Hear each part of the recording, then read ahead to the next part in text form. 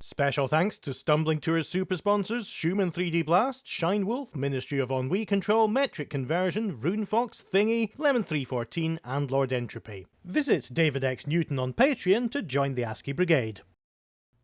Hi, welcome back to Super Mario World. It had been a couple of months since I recorded this, so I actually forgot to hit record for the first few levels we've just done. But don't worry, you've just missed a load of deaths and me going back to retrieve some extra lives. We did say some interesting things about PAL and NTSC televisions, but you'll just have to discuss those for yourselves. We're now in Las Vegas, with Bowser's Castle just up there, and we're approaching the Valley Ghost House. Before you go, never mind. Before I go on, what? I was just going to mention something about something you found in the last level that you couldn't collect. Oh, yeah? Like you hit that one the block and wings, had a yeah. couple of wings pop out of it. Yeah. Yeah. So what's that about? That's actually a power-up for Yoshi. Aha, okay.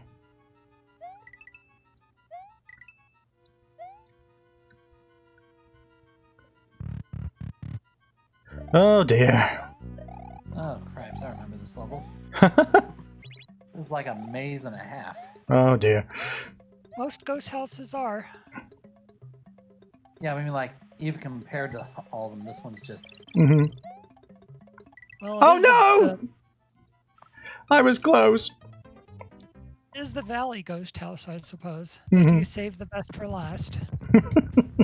I say that, you're not in Special World, but... Special, but... Special World is, aptly named. Alright. Man, I remember back in the day, I just thought these green bubbles were like, they're translucent, you can see the background through them, but they obscure the, you know... Oh, you yeah, the can't see, foreground, the like, platforms, yeah. Yeah, I just, for whatever reason, I just thought that was like the coolest, most technologically impressive thing I had ever seen, you know, back then. It might have been. I mean, it was the launch title for the SNES, so, you know, everything about this game was just, you know, look at all the cool stuff the SNES can do. Mm-hmm. We're in 16 bits now. Yeah, the leaps in technology during the 90s were just... Ah! Speaking of leaps... They were like that. Yeah, they were enormous. Exactly like that. Yeah, double the number of bits, which is, you know, which means absolutely nothing really, apart from what manufacturers wanted us to think it was twice as good.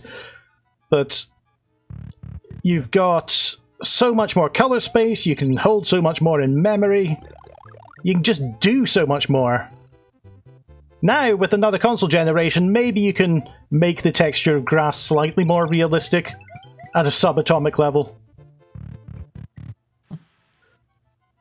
I'll be honest with you. I stopped being able to tell the difference on, like, you know, what is or is not, like, technically impressive graphics, like, somewhere around the PS2 era. Like, PS2 games look fine to me, and I just, like, kind of stopped paying attention after that. So, like, I'm sure the PS3 and the PS4 are better, but I'm gonna take their word on that, because that's I just very oblivious. I'm more a retro gamer anyway, so, you know, whatever. Yeah, I think the major difference is that after the PS2, nothing in graphical or polygonal fidelity or memory unlocked any new types of games, because you couldn't do a convincing big open world thing, for example, in the PS1, and before that you couldn't do a big 3D game because the hardware wasn't really designed for it, and before that you were limited to quite simple environments.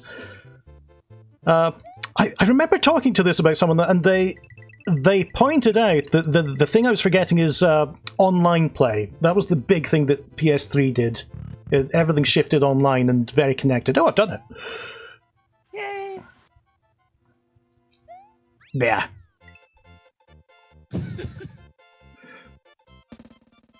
As soon as I saw that tunnel full of coins, I knew that I was going to have to get somewhere in that. That was actually really short compared to most of the others. I was just very fortunate in working that out.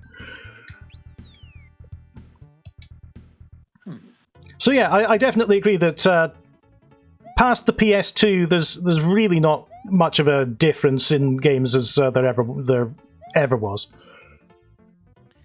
The thing to bear in mind is like photorealism as a graphical style is all well and good, when things look photorealistic. Like I'm not going to say like Final Fantasy 15 doesn't look visually impressive as hell. It does, but to me, the most timeless games are the ones that go for like a strong visual style over just trying to make things look more realistic and more higher polygon and everything. And the case in point I always like to point to, and this is an ancient example, but again, I'm a retro gamer. My examples, I'm kind of out of the loop, but back in the 32/64-bit era, if you compare Mario 64, which is definitely a low polygon game, but there's a certain it's very stylized, and that style it's not the worst looking game in the world today. They've made prettier ones, of course, but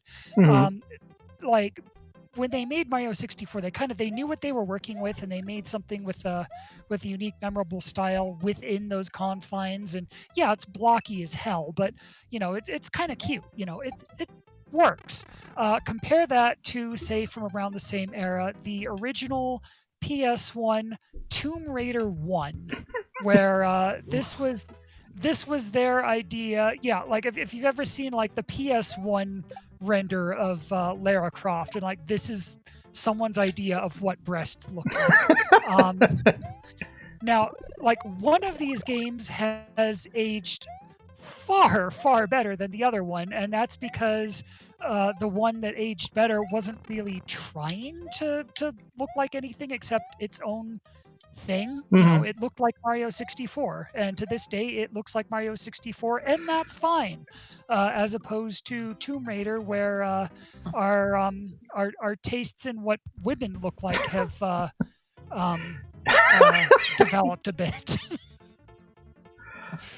So my point with that whole speech is, and this is especially true if you're like a struggling indie developer and like you just don't have the budget or the rendering capability or anything to make Final Fantasy 15, because let's face it, like no one does unless you're Square Enix. Just come up with a cool, visually pleasing, memorable, make it stylized, make it Mario 64 instead of Tomb Raider 1, and you'll be fine, and it'll be timeless. Yeah, absolutely. I mean, case in point, more recent games like Undertale and Deltarune and Shovel Knight and even Hatful Boyfriend, because that was literally just stock photos of birds. Yeah, the thing about Undertale is that it was impressive for setting boundaries and then completely breaking them. That it starts off as very original Nintendo-like, and even the music is just Squareways then, but as you keep going, it adds more and more until eventually you're fighting the ultimate god of hyperdeath. And of course, the Nightmare Flowey, which looks so removed from the game, it's just terrifying. Yeah, by the way, coming up here, I think you're just going to need to take a flying leap at one of the red Koopas just to kind of land on it before it even spawns. Oh! Specifically that one. Yeah, I've been here for quite a while, but the conversation was so interesting that I didn't really want to interrupt it. I think he can figure it out anyway. We'll see.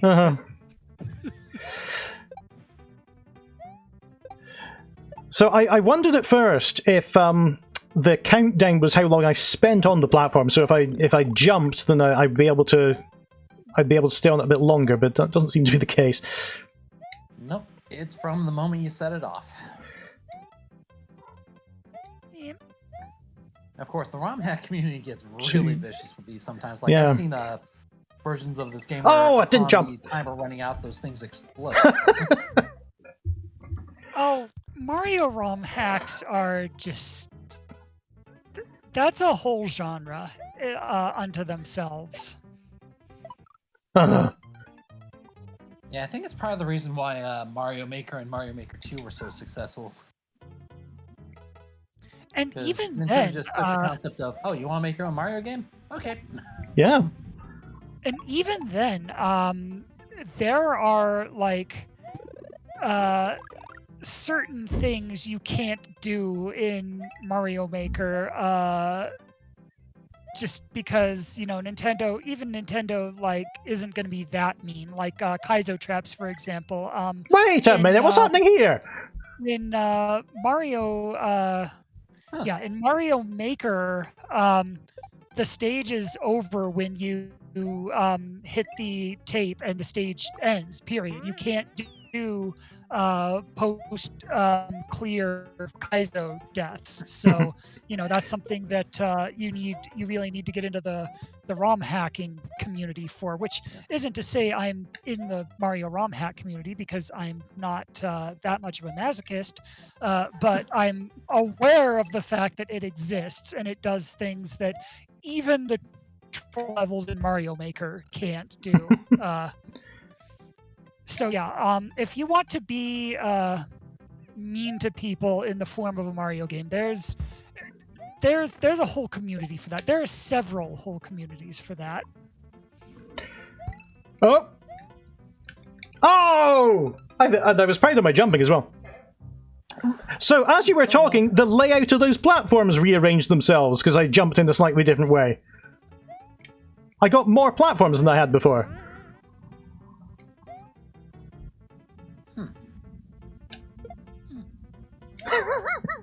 I thought this was the big revelation that you were hoping that I would discover.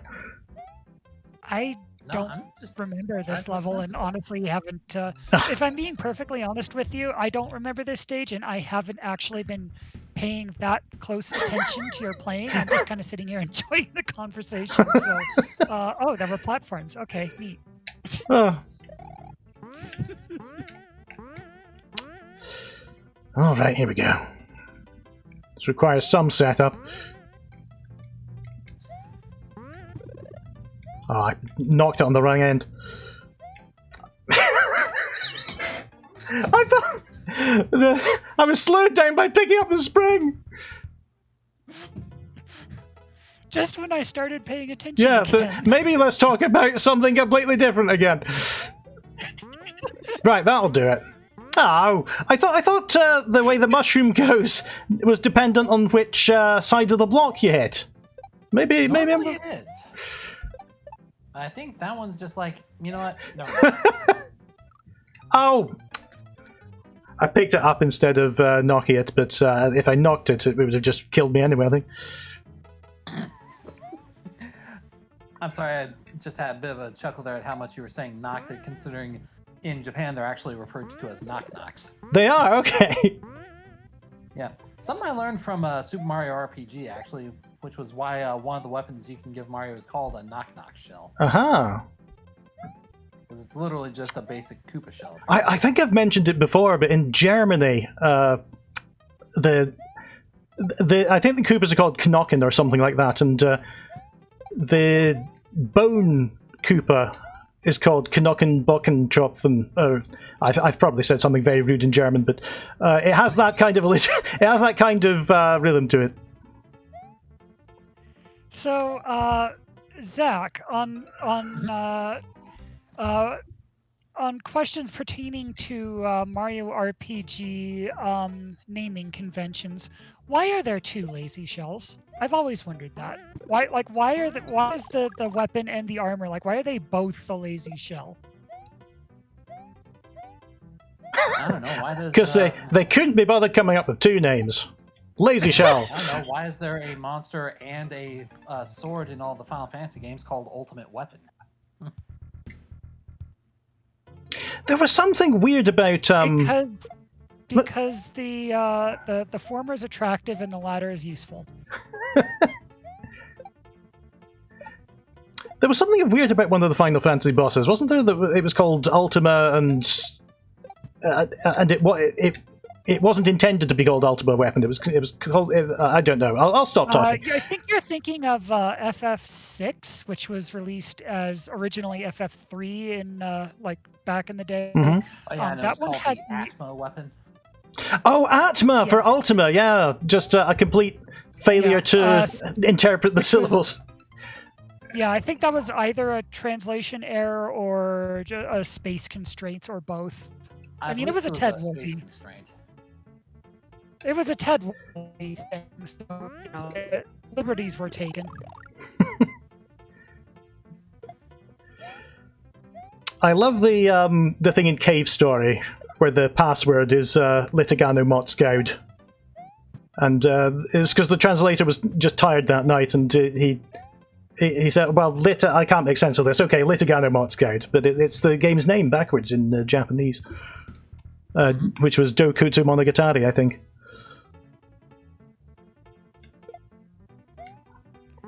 La Mulana is a rearranging of the developer. I forget his given name. But his name is like something or other Namamura. And Aha. it's just rearranging those syllables. And then also from the original version of Final Fantasy VI, you had the world is square backwards as a password. Oh yeah, I only worked that out the latest time I went through it, which I forgot about and never continued. Now that I think about it, but I did. I did work that out. We're currently playing through the T Edition ROM hack, and we're nowhere near that far yet. We're still in the World of Balance, so I'll let you know if they change that to anything in particular. Get that far. But we're also playing Live a Live at the same time, so it's slow going. What's the T Edition? So it's a ROM hack. That was originally it was a like solely a Japanese ROM hack, but it was just very recently translated. Tomato translated it. Actually. Oh, okay. Also, like T for tomato. No. T for I think it's sushi is the name of the original ROM hacker, but it's named after the original ROM hacker, not after tomato. But yeah, it adds a ton of stuff. It rebalances a ton of stuff. It's pretty much turned into a different game. It's very neat. Yeah, I haven't even. Some of the ROM hacks of that game has just been weird. I remember one where, for some ungodly reason, the person who made it replaced Sabin with Guile from Street Fighter. I see the resemblance.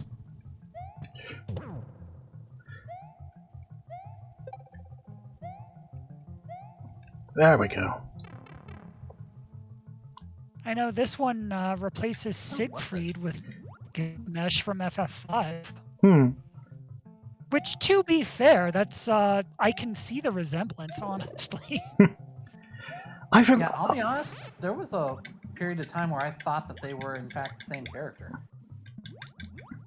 I vaguely remember somebody called Siegfried. He just appears occasionally, isn't he? Anything to do with the game. He just appears occasionally and then disappears, and I never really understood what he was doing there. Yeah, he's just kind of there. Like, the only thing I remember about him is insulting Sabin, saying, "Ah, the ox bellows," or something like that. Well, I can't tell you if that line's been changed to anything in particular in this edition, because in this edition it's Gilgamesh anyway. So, which again, to be fair, I can understand that change as far as changes go. Like, Siegfried is Gilgamesh. I can see it. Oh, come on! Yeah, Final Fantasy VI, another game that I did not grow up with. This immutable classic for everyone in this country. In Europe, we suddenly got this game called Final Fantasy VII. Where'd this come from? Yeah, I was like that here too. Yeah, and we were all just left wondering where 4, 5, and 6 went.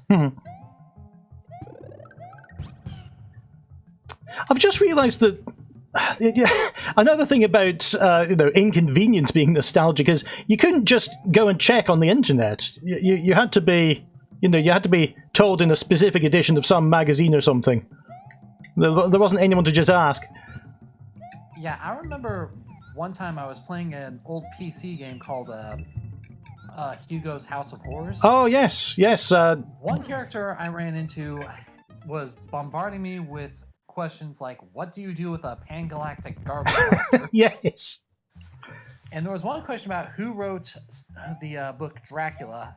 And I recall I actually had to walk down to the library to figure that out. Oh, that's great. Yeah, this is what we used to do for school projects and things. No internet. Go into the library. Check out some books. Yeah, I had to ask my dad who Roy Rogers' dog was, I think that's the question. I was about to say Trigger, and then I realized, no, wait, that was his horse. It might have been his horse. I know. I thought it was Bullet, but it might have been Trigger. Yeah, Bullet was the dog. Trigger was the horse. To be honest, I don't know who Roy Rogers is, so the whole point's moot. He was a famous American cowboy. Mm-hmm. Like. Oh, come on! That didn't hit me. Yeah, welcome to Mario games where you stub your toe and die a horrible death.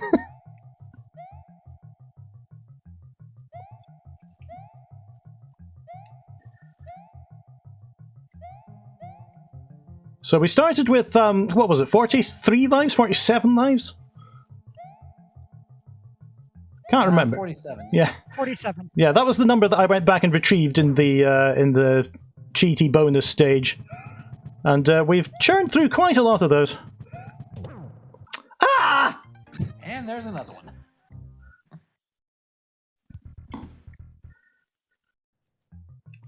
Well, that's why you can go back and refill as needed. Yes. Now, I've often said in my videos that there's this YouTuber called Nerdcubed who once said that he treats his videos like he's the comedian and the game's the straight man. But for me, it's often the other way around. I think it was really our original playthrough of Hatoful Boyfriend that really taught us that you can't like that's the thing we learned that made us a better Let's Play team is with Hatoful especially. You can't compete with Hatoful Boyfriend. You can't do it. You can't riff on it. You can't make fun of it. You can't dunk on that game. All you can do is sit there in befuddlement and just make facial expressions when it does its thing to you. And I think that's what made...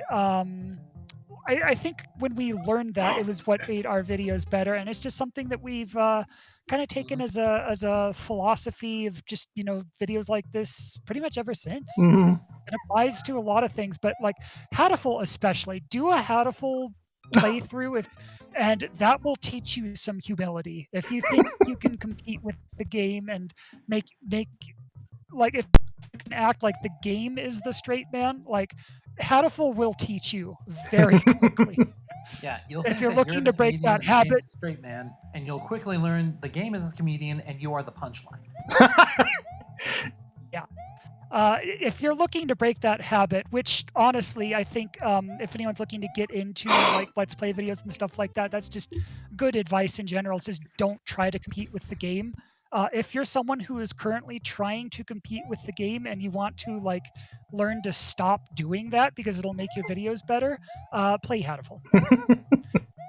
Every time one of us said anything, commented on anything that was going on, it would immediately do that, but make it 1,000,000 times funnier or 1,000,000 times worse. Yeah, what was our tagline? Don't tempt the game. Yeah.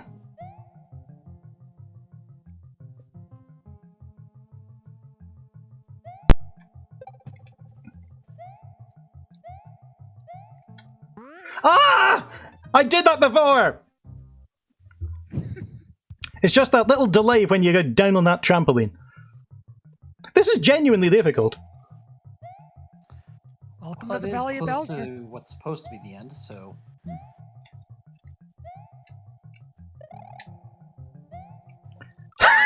think, My efforts have been in vain.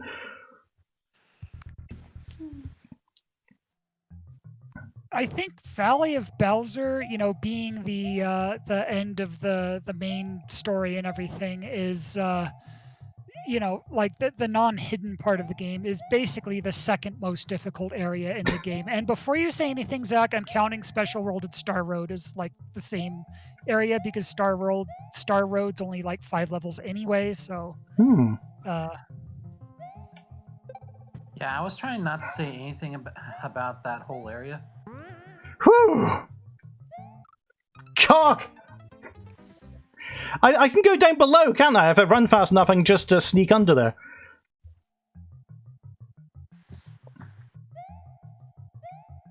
And honestly, at this point, if Valley of Bowser is giving David this much trouble, I'm not sure he'd even want to even see what Special World has to offer. Yeah. Well, I mean, that's up to him, but I will say Special World, once again, is very aptly named. Ah. Yeah. It's what people nowadays would call DLC. Mm-hmm.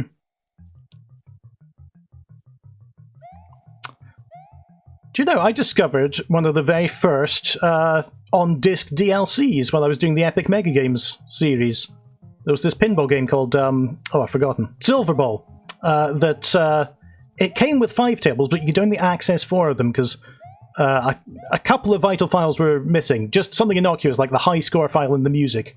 And you could send off for an extra disc, and they'd give you the files to activate it. And that didn't sit very well with me. It feels... It's fine to offer an expansion pack, but if you've already got most of what you need, it feels a bit weird. It's like, I'm sorry, if the content is already there on the disc I have, then, gimme. Mm-hmm. You know what? I'll just stay here for the rest of the... Let's see. It was a noble effort. It was a tragic death. And I would just like to point out at this point, you have gone through every single one of the extra lives you got.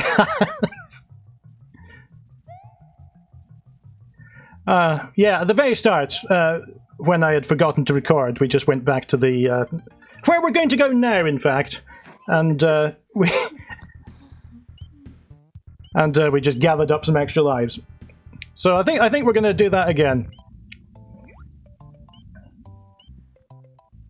What else did we talk about? We talked about the first thing that could reasonably be called a computer game that we all played.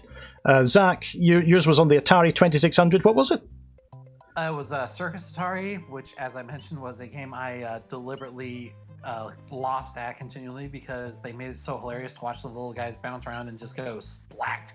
Oh yeah, and they say violence in games is a modern thing. And Celine, what was yours again? I had a couple that I can't remember which one actually came first. I'm going to change my answer a bit from the first time you asked me because I actually did remember something that came before Dragon Warrior 1. Mm-hmm. But so it was either the Tiger LCD handheld version of like Ninja Gaiden 2. Oh yes, yeah. Like, easy computerized voices and everything, or we had a Commodore 64 at one point, so it would have been whatever games we had on that, which would have been things like Jumpman, Jumpman Jr., Pit Stop 2, Mm-hmm. Winter Games, Summer Games, a lot of epics. Yeah. Not epic. Not epics. Not epics. Apostrophe S, but epics. EPYX. Yeah. I'm not going to get to the actual lines of this, right? Yeah, you might want to go grab some power. Oh no!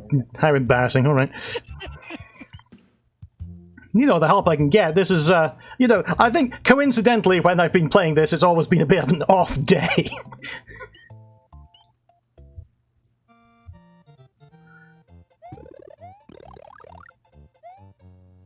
Yeah, I'm trying to think what mine would have been. We also had a Commodore 64, and I had this book and accompanying tape called The Times Book of Computer Puzzles and Games. And that was like the 80s Xbox Live, where they would publish submissions and games. Oh, I'm going the wrong way. Thank you very much. Was it still the Commodore 64 in the UK? It was called the Commodore 64. Yeah, I mean, I think now I'm confused because I thought Amiga was a British company. I mean, Commodore was a British company, and they made the 64 and the Amiga. But why would this? Sorry, I'm blanking here because I had in my head that the Spectrum was British and the Commodore was American, but it can't have been. Maybe it was just more popular in America. I don't know. Oh, I cocked it. Just exit the level and re-enter. Yeah. Just do it again. Oh. Don't clear it. Just start. Select. All right. Well, I've now restored myself the number of lives I had before I tried getting extra lives from this level. So yeah, now I'm utterly confused and questioning my own memory. But yeah, I was certain Commodore was a British company. Well, that I wouldn't know. I was just confused about. Oh, it's because of Yoshi. No, blame the animal who can't talk back.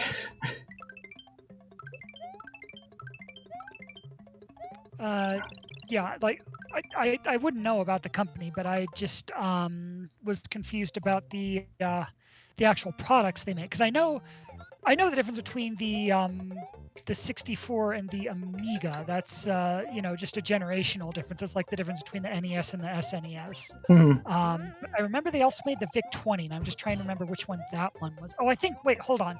I think that was the one before that would have been like the Commodore 32, if there was such a thing. Maybe, I can't remember. Because in those days, just every electronics company made their own computer. There was the VIC-20 and the Dragon and the BBC Micro and the Acorn Electron. And things had to be released for all of them. Everything was ported everywhere. Yeah, now that I'm thinking about it, the VIC-20 was just Commodore's precursor to the 64. The 64 is basically just the VIC-20, but better. Hmm.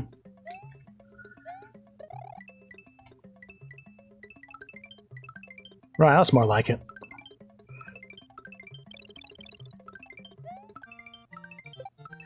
Whoa, Mario! Whoa, whoa, whoa! Oh, that was a more successful run than last time. Good of you to get that extra 1-up at the end there. Just, Yeah. Oh, Mario 64! Just to bring it to an even 64. If you had gotten the one, it would have been 63, and that just would have been a shame. Thank you to everyone on the left here for supporting me creating Stumbling Tours videos. If you'd like to join in or make suggestions for other games to cover, please have a look at David X Newton on Patreon.